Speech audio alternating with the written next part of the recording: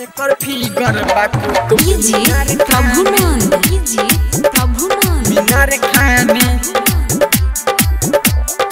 आप सुन रहे हैं रमेश प्रेमी की आवाज में। छौरी जब से नच बिया आइल पूरा बरतिया के दिल में समाइल, पूरा बरतिया के दिल में समाइल। छौरी जब से नच बिया आइल पूरा बरतिया के दिल में समाइल।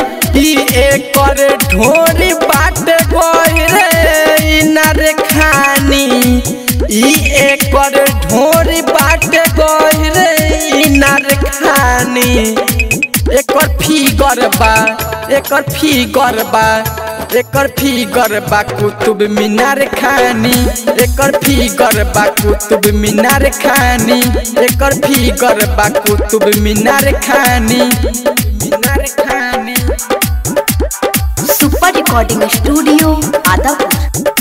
एकर फिगर बा कुतुब मीनार खानी, प्रभुनंद मीनार खानी।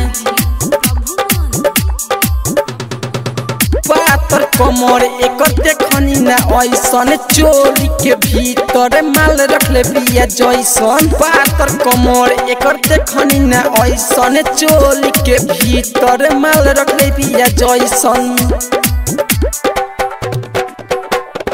पातर कमर एकर देखनी ना ऐसन, चोली के भीतर माल रखले बिया जैसन। पातर कमर एकर देखनी ना ऐसन, चोली के भीतर माल रखले बिया जैसन।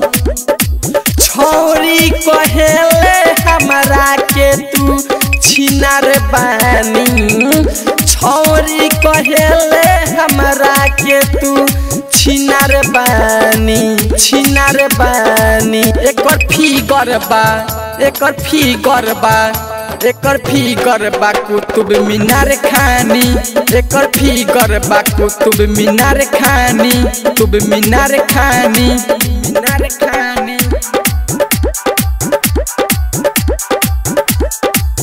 एकर फिगर बा कुतुब मीनार खानी, प्रभुनंद मीनार खानी।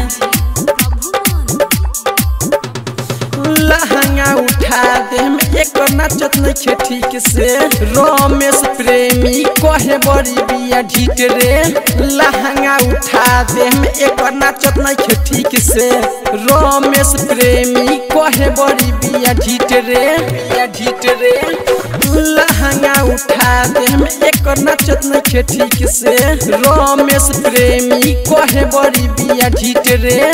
लहंगा उठा दे में एक नाचत नहीं ठीक से, लहंगा उठा दे में एक। राइटर आतिउला छोड़ा दी तो हर मुँह के पानी, राइटर आतिउला छोड़ा दी तो हर मुँह के पानी।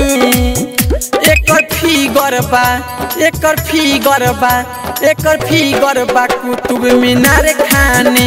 एकर फिगर बा कुतुब मीनार खानी, एकर फिगर बा कुतुब मीनार खानी। Super recording studio Adapur.